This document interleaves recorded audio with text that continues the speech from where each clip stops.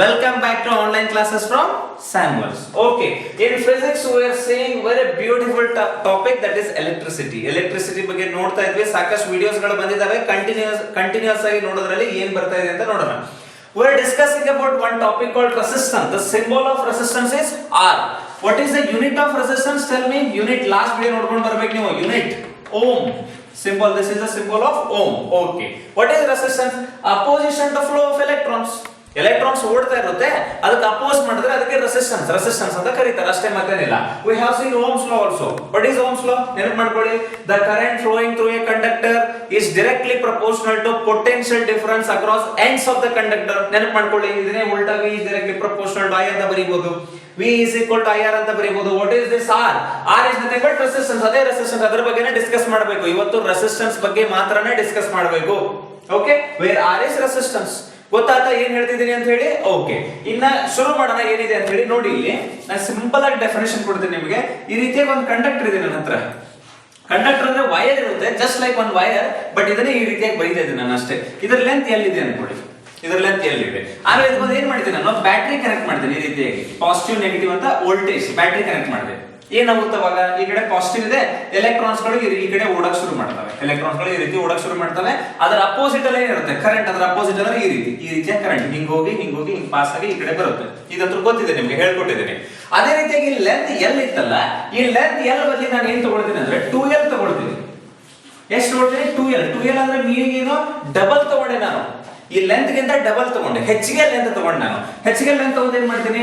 ಈ ರೀತಿ ಮತ್ತೆ ಪಾಸಿಟಿವ್ ನೆಗೆಟಿವ್ ಅಂತ ಕೊಡ್ತೀನಿ. ಇಲ್ಲಿ ಪಾಸಿಟಿವ್ ನೆಗೆಟಿವ್ ವೋಲ್ಟೇಜ್ ಅಂತ ಕರಿತೀನಿ. ಮತ್ತೆ ಎಲೆಕ್ಟ್ರಾನ್ಸ್ ಗಳು ಈ ಕಡೆ ಓಡಕ್ ಶುರು ಮಾಡ್ತವೆ. ಎಲೆಕ್ಟ್ರಾನ್ಸ್ ಗಳು ಈ ಕಡೆ ಓಡೋದ್ರಿಂದ ಕರೆಂಟ್ ಈ ರೀತಿಯಾಗಿರುತ್ತೆ. ಇದ್ರ ಒಳಗಡೆ ಕರೆಂಟ್ ಪಾಸ್ ಆಗಿ ಈ ರೀತಿಯಾಗಿ ಬರುತ್ತೆ. ಈಗ ವಿಚಾರ ಮಾಡಿ, ಎಲೆಕ್ಟ್ರಾನ್ಸ್ ಗಳು ಇಲ್ಲಿಂದ, ಈ ಕಂಡಕ್ಟರ್ ಇದೆಲ್ಲ ಇಲ್ಲಿಂದ ಇಲ್ಲಿವರೆಗೂ ಬರಬೇಕು ಅಂದ್ರೆ ಜಾಸ್ತಿ ಏನ್ ಮಾಡ್ಬೇಕು? ಅದು ಲೆಂತ್ ಅನ್ನ ಕವರ್ ಮಾಡಬೇಕು. ಜಾಸ್ತಿ ಲೆಂತ್ ಆದಂಗೆ ಈ ಕಂಡಕ್ಟರ್ ಒಳಗಡೆ ಇರುವಂತ ಮಾಲಿಕ್ಯೂಲ್ಸ್ ಏನ್ ಮಾಡ್ತವೆ? ಅಪೋಸ್ ಮಾಡಕ್ ಶುರು ಮಾಡ್ತವೆ. Are you getting my point? ಅಂದ್ರೆ ಲೆಂತ್ ಹೆಂಗೆ ಜಾಸ್ತಿ ಆಗುತ್ತೆ ಹಂಗಂಗ್ ರೆಸಿಸ್ಟೆನ್ಸ್ ಏನಾಗುತ್ತೆ? ಜಾಸ್ತಿ ಆಗಕ್ ಶುರು ಆಗುತ್ತವೆ. ಸೊ ಅದರ ಸಲುವಾಗಿ ನಮಗೆ ಒಂದೇ ಪಾಯಿಂಟ್ ಸಿಕ್ತು. ಏನದು? Resistance is directly proportional to length of the conductor. In case ಏನಾದ್ರೂ ಲೆಂತ್ ಜಾಸ್ತಿ ಆದ್ರೆ ಏನ್ ಜಾಸ್ತಿ ಆಗುತ್ತೆ? ರೆಸಿಸ್ಟೆನ್ಸ್ ಜಾಸ್ತಿ ಆಗುತ್ತೆ. As simple as that. Resistance is directly proportional to length of the conductor. Are you getting my point? What is the first point? ಹೇಳಿ. resistance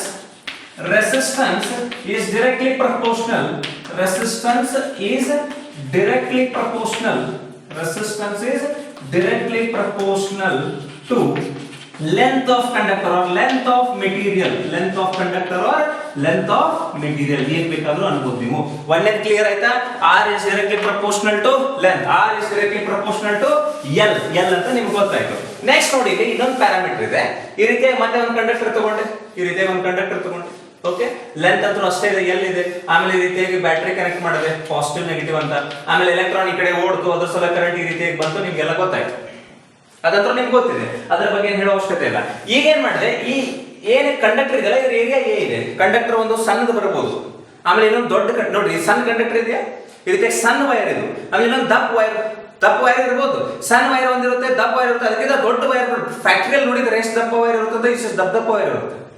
ಅಂದ್ರೆ ಅದ್ರ ಕ್ರಾಸ್ ಸೆಕ್ಷನಲ್ ಏರಿಯಾ ಅಂತ ಕರೀತಾರೆ. ಇದಕ್ಕೆ ಏನ್ ಕರೀತಾರೆ? ಕ್ರಾಸ್ ಸೆಕ್ಷನಲ್ ಏರಿಯಾ ಅಂತ ಕರೀತಾರೆ. ಕ್ರಾಸ್ ಏನ್ ಸರ್ಕಲ್ ಅಂತ ಇರುತ್ತೆ. ಒಂದು ವೈರ್ ನೋಡಿದಾಗ ಈ ರೀತಿಯಾಗಿ ನೀವು ಈ ಕಡೆಯಿಂದ ನೋಡಿದ್ರೆ, ಈ ಕೇಬಲ್ ನೋಡಿದ್ರಲ್ಲ, ಟಿವಿ ಕೇಬಲ್ ವೈರ್ ಹೆಂಗಿರುತ್ತೆ? ದಪ್ಪ ಇರುತ್ತೆ. ಎಲೆಕ್ಟ್ರಿಕ್ ವೈರ್ ಏನಿರುತ್ತೆ? ಸಣ್ಣ ಇರುತ್ತೆ. ನೀವು ಈ ಕಡೆಯಿಂದ ನೋಡಿದ್ರೆ ದೊಡ್ಡ ಸರ್ಕಲ್ ಕಾಣುತ್ತೆ ಟಿವಿ ಕೇಬಲ್ ಅಲ್ಲಿ. ಅದೇ ನಾವು ಎಲೆಕ್ಟ್ರಿಕ್ ವೈರ್ ನೋಡಿದ್ರೆ ಸಣ್ಣ ಸರ್ಕಲ್ ಕಾಣುತ್ತೆ. ಎಲೆಕ್ಟ್ರಿಕ್ ವೈರ್ ಸಣ್ಣ ಸರ್ಕಲ್ ಇರೋದ್ರಿಂದ ಏರಿಯಾ ಕಡಿಮೆ. ಆಮೇಲೆ ಟಿವಿ ಕೇಬಲ್ ಎಲ್ಲ ದಪ್ಪ ಇರೋದ್ರಿಂದ ಅದ್ರ ಏರಿಯಾ ಏನಿದೆ? ಜಾಸ್ತಿ ಇದೆ. ಈ ರೀತಿಯಾಗಿ ಮಾಡಿದ್ರೆ ಕರೆಂಟ್ ಪಾಸ್ ಆಯ್ತು. ಅದೇ ರೀತಿ ನಾನು ಏನ್ ಮಾಡಿದೆ? ಈ ರೀತಿಯಾಗಿರುವಂತ ಕಂಡಕ್ಟರ್ ತಗೊಂಡೆ. ಲೆಂತ್ ಸೇಮ್ ಎಲ್ಲಿದೆ? ಈ ಏರಿಯಾ ಎಷ್ಟು ಮಾಡಿದೆ ಅಂದ್ರೆ 2A ಮಾಡಿದೆ. ದಪ್ಪ ಇರೋ ವೈರ್ ತಗೊಂಡೆ ನಾನು.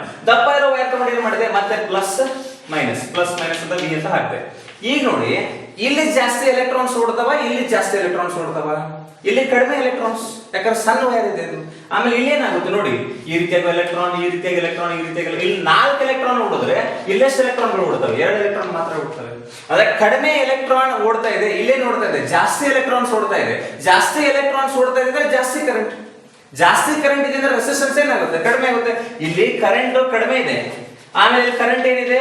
ಜಾಸ್ತಿ ಇದೆ. ಕರೆಂಟ್ ಕಡಿಮೆ ಇದೆ ಅಂದ್ರೆ ಮೀನಿಂಗ್ ಏನು? ರೆಸಿಸ್ಟೆನ್ಸ್ ಜಾಸ್ತಿ ಇದೆ. ಆಮೇಲೆ ಕರೆಂಟ್ ಜಾಸ್ತಿ ಇದೆ ಅಂದ್ರೆ ಮೀನಿಂಗ್ ಏನು? ರೆಸಿಸ್ಟೆನ್ಸ್ ಕಡಿಮೆ ಇದೆ. Are you getting my point? Area ಜಾಸ್ತಿ ಮಾಡೋದ್ರಿಂದ ನಮಗೆ ರೆಸಿಸ್ಟೆನ್ಸ್ ಏನಾಯ್ತು? ಕಡಿಮೆ ಆಯ್ತು. ಅಂದ್ರೆ ರಿಲೇಷನ್ ಏನು? Resistance is inversely proportional to area. Inversely proportional ಕಲ್ತಿದ್ರ ನೀವು 8th ಸ್ಟ್ಯಾಂಡರ್ಡ್ ಅಲ್ಲಿ. ಇನ್ವರ್ಸ್ಲಿ ಪ್ರಪೋರ್ಷನಲ್ ಮೀನಿಂಗ್ ಏನಂತ ಹೇಳ್ಕೊಟ್ಟಿದ್ದೀನಿ ನಾನು ನಿಮಗೆ. ನಾನು ಹೇಳ್ಕೊಟ್ಟಿಲ್ಲ, ಯಾರು ಲೆಕ್ಚರ್ ಇರ್ತಾರೋ ಅವ್ರು ಹೇಳ್ಕೊಟ್ಟಿರ್ತಾರೆ. ಹೆಂಗೆ ಏರಿಯಾ ಜಾಸ್ತಿ ಮಾಡ್ತಾ ಹೋಗ್ತೀರಾ ಹಾಗಾಗಿ ರೆಸಿಸ್ಟೆನ್ಸ್ ಏನಾಗುತ್ತೆ? ಕಡಿಮೆ ಆಗುತ್ತೆ. ಒಂದು ಜಾಸ್ತಿ ಆಗೋದು ಇನ್ನೊಂದು ಕಡಿಮೆ ಆಗೋದಕ್ಕೆ ಏನಂತ ಕರೀತಾರೆ? ಇನ್ವರ್ಸ್ಲಿ ಪ್ರಪೋರ್ಷನಲ್ ಅಂತ ಕರೀತಾರೆ. Are you getting my point? So resistance is inversely proportional. Resistance is inversely proportional. Resistance is inversely proportional to cross sectional area. Cross sectional area ಗೊತ್ತಾಗುತ್ತಾ? ಕ್ರಾಸ್ ಅಂದ್ರೆ ಮೀನಿಂಗ್ ಏನು? ಕಟ್ ಮಾಡಿ. ಅವಾರಿದೆ ಕಟ್ ಮಾಡಿ. Cross ಅಲ್ಲಿ cut ಮಾಡಿದ್ರೆ, ಆಮೇಲೆ section ಅಂದ್ರೆ meaning section ಮಾಡಿದ್ರೆ, ಕಟ್ ಮಾಡಿದ್ರೆ ಈ ರೀತಿಯಾಗಿ ಈ ಕಡೆ ನೋಡಿ ನೀವು. ಟಿವಿ ಕೇಬಲ್ ದಪ್ಪ ಇರುತ್ತೆ, ಜಾಸ್ತಿ ಏರಿಯಾ. ಎಲೆಕ್ಟ್ರಿಕ್ ವೈರ್ ಕಡಿಮೆ ಇದೆ, ಅದು ಕಡಿಮೆ ಏರಿಯಾ ಅಷ್ಟೇ. ಇವೆರಡು ಬರ್ಕೊಳ್ಳಿ. ನಾನು ಮುಂದೆ ಹೋಗಿ ನ್ಯೂಮರಿಕಲ್ಸ್ ಸೆಕ್ಷನ್ ಬರ್ತೀನಿ. ಆಮೇಲೆ ಈ ರೀತಿಯಾಗಿ ಇನ್ನೂ ಇದರಲ್ಲಿರುವಂತಹ ಟಾಪಿಕ್ ಗಳನ್ನ ತಿಳಿಸಕ್ಕೆ ಟ್ರೈ ಮಾಡ್ತೀನಿ. Okay fine.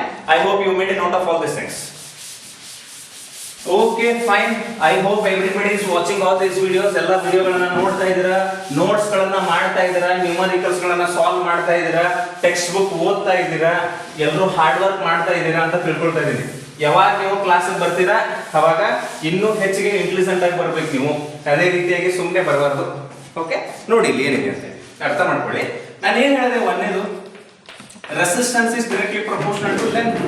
ಆಮೇಲೆ ಅದೇ ರೀತಿಯಾಗಿ resistance is inversely proportional to area. ಈ ರೀತಿಯಾಗಿ ಬರುತ್ತೆ. ಇವನ್ನೆರಡು ಕಂಬೈನ್ ಮಾಡಿ. Combine 1 and 2. ಕಂಬೈನ್ 1 and 2 ಎರಡನ್ನೂ ಕಂಬೈನ್ ಮಾಡಿದ್ರೆ ಒಂದು ಇಕ್ವೇಶನ್ ಬರುತ್ತೆ ಇಲ್ಲಿ. ಏನದು? R is directly proportional to L divided by A. ಈ ರೀತಿಯಾಗಿ ಇದು ಬಂತು. R is directly proportional to L by A. ಈ ಪ್ರಪೋರ್ಷನಾಲಿಟಿ ಸೈನ್ ತೆಗಿಬೇಕಂದ್ರೆ ಏನು ಮಾಡಬೇಕು? ಇಲ್ಲೊಂದು ಪ್ರಪೋರ್ಷನಾಲಿಟಿ ಕಾನ್ಸ್ಟೆಂಟ್ ಇಡಬೇಕು. That R is equal to rho ಅಂತ ಕರೀತಾರೆ. ಈ ಸಿಂಬಲ್ ಏನಂತ ಕರೀತಾರೆ? Rho L divided by A ಅಂತ ಓದಬೇಕು. ಇದನ್ನ ಏನು ಓದಬೇಕು? Rho L divided by A. ಆಮೇಲೆ ಇಲ್ಲಿ ವೇರ್, ಇದು ವೇರ್ ಸಿಂಬಲ್ ಅಲ್ಲ, ಹೇಳ್ಕೊಟ್ಟಿದ್ದೀನಿ ಇರ್ತಾನೆ. ವೇರ್ ರೋ ಅಂದ್ರೆ ಏನು ಗೊತ್ತಾ? Rho is nothing but proportionality constant and this is known as resistivity of material. ಏನು ಹೇಳಿದ್ರು ಮೀನಿಂಗ್?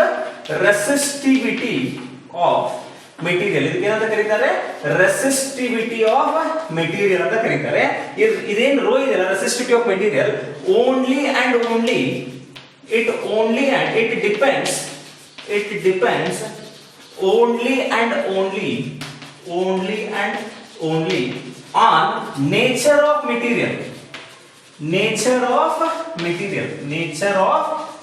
ನಾನು ಏನ್ ಹೇಳ್ತಾ ಇದ್ದೀನಿ ಅಂತ ಅರ್ಥ ಮಾಡ್ಕೊಳ್ಳಿ. ನೇಚರ್, ನಿಮ್ ಸ್ಪೆಲ್ಲಿಂಗ್ ಗೊತ್ತಾಗುತ್ತಲ್ಲ ಏನಿದೆ ಅಂತ ಹೇಳಿ. Nature of material. ನೋಡಿ ಇಲ್ಲಿ ರೆಸಿಸ್ಟೆನ್ಸ್ ಯಾವ್ದ್ರ ಮೇಲೆ ಡಿಪೆಂಡ್ ಆಯ್ತು? ಲೆಂತ್ ಮೇಲೆ ಡಿಪೆಂಡ್ ಆಯ್ತು. ರೆಸಿಸ್ಟೆನ್ಸ್ ಯಾವ್ದ್ರ ಮೇಲೆ ಡಿಪೆಂಡ್ ಆಯ್ತು? ಏರಿಯಾ ಮೇಲೆ ಡಿಪೆಂಡ್ ಆಯ್ತು. ಬಟ್ ಇಲ್ಲಿ ಏನ್ ರೋ ಬಂತಲ್ಲ, this rho do not depend on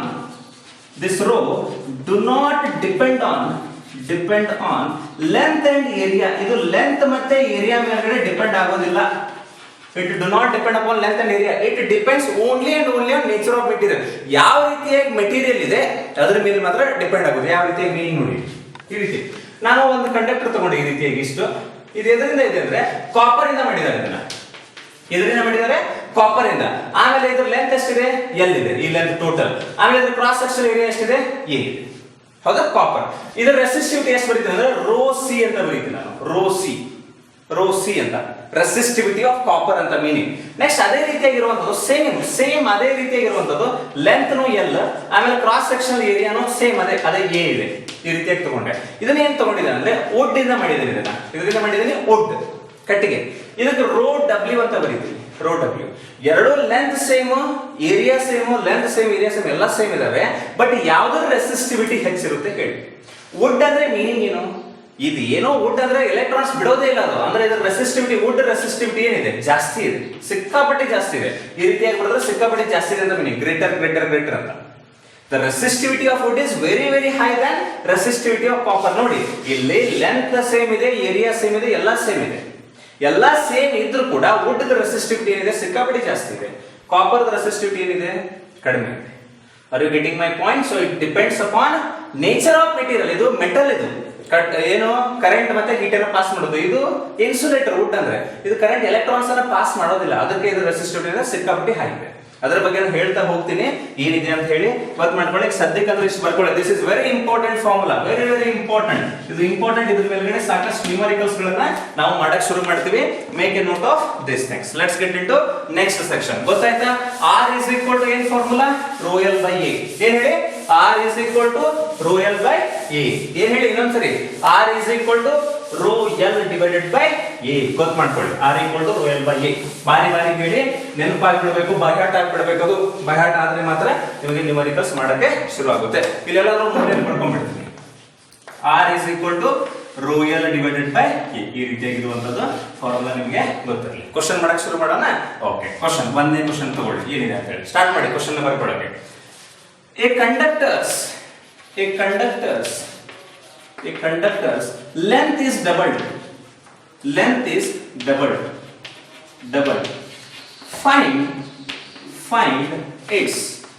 Find its new resistance. Find its new resistance if initial resistance was